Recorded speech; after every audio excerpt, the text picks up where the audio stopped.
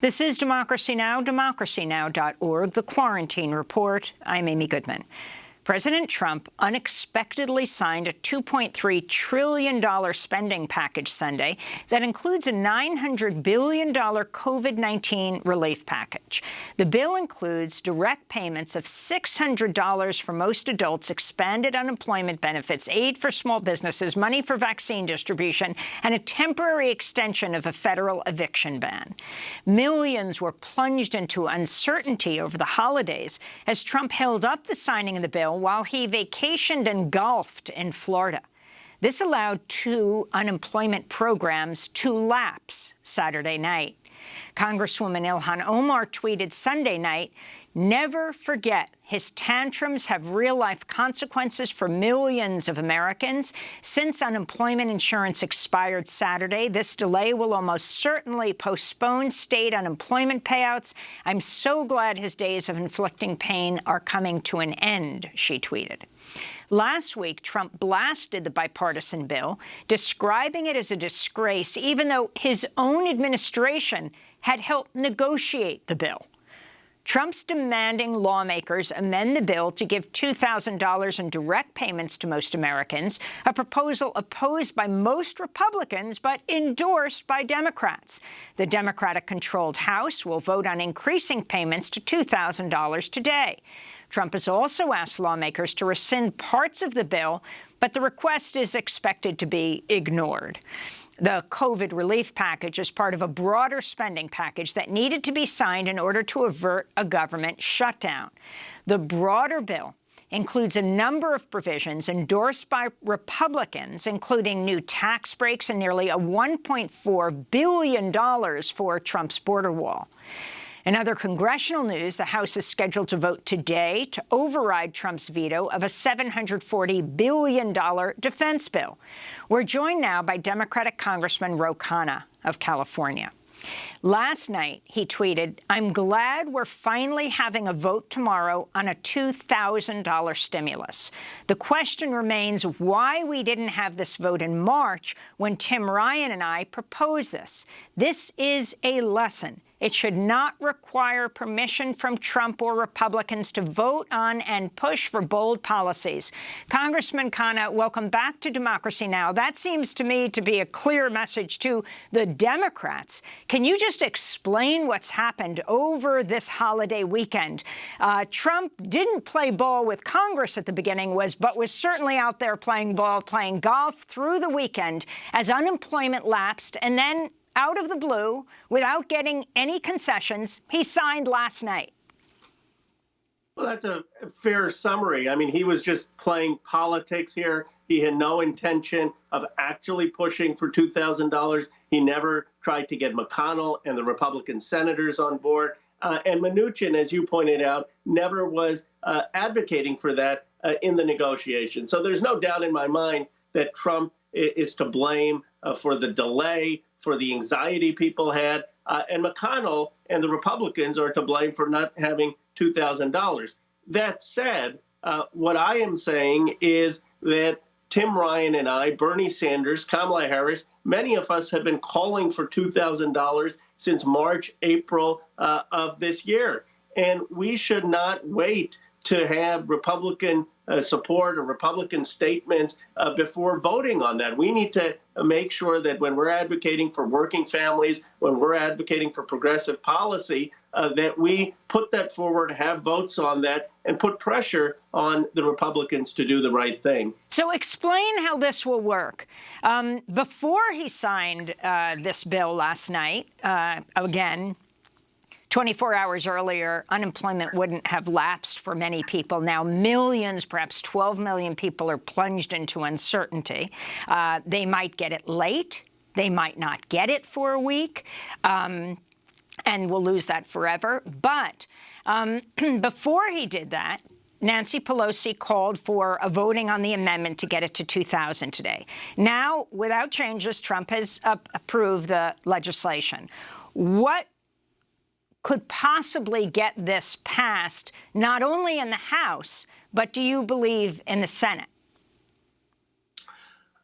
I think it's an uphill battle to get it passed in the Senate. I mean, we're going to vote tonight to have $2,000 checks, but McConnell has already indicated he's opposed to that. Cornyn has indicated that he's opposed to that.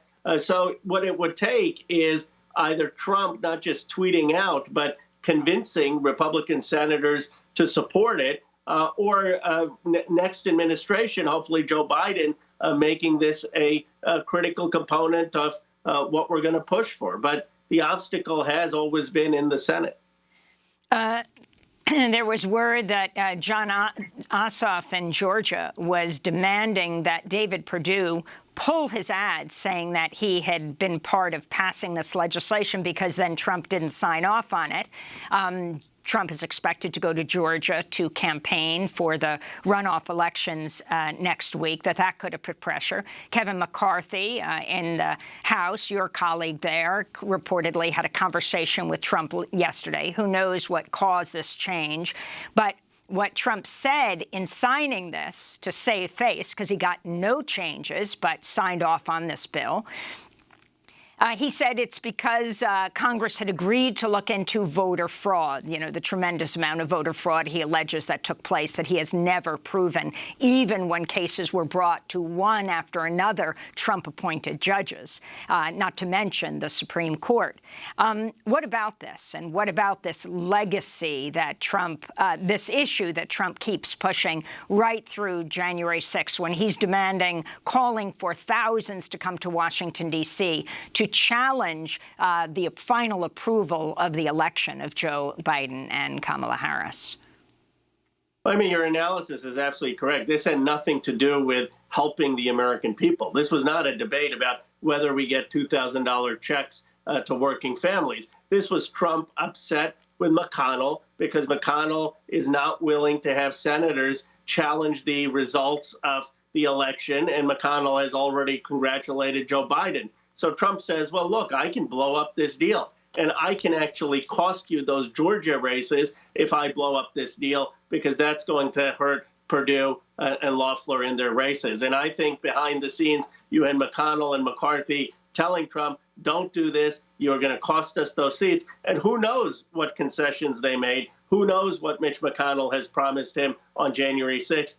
It's a real concern. And all we can hope and be vigilant about is that there is a transition and that you don't have shenanigans with the Senate or the House of Representatives on January 6th. So at the same time, you have this vote expected to take place. You said tonight that Nancy Pelosi is putting forward to increase the payments to $2,000. If you can quickly say why the Democrats didn't demand this from the beginning, why it took Trump. It seemed that Alexandria Ocasio-Cortez, Pelosi, Schumer were his major enemies. But then he put Mitch McConnell at the top of the list because he dared to say the words President-elect Joe Biden.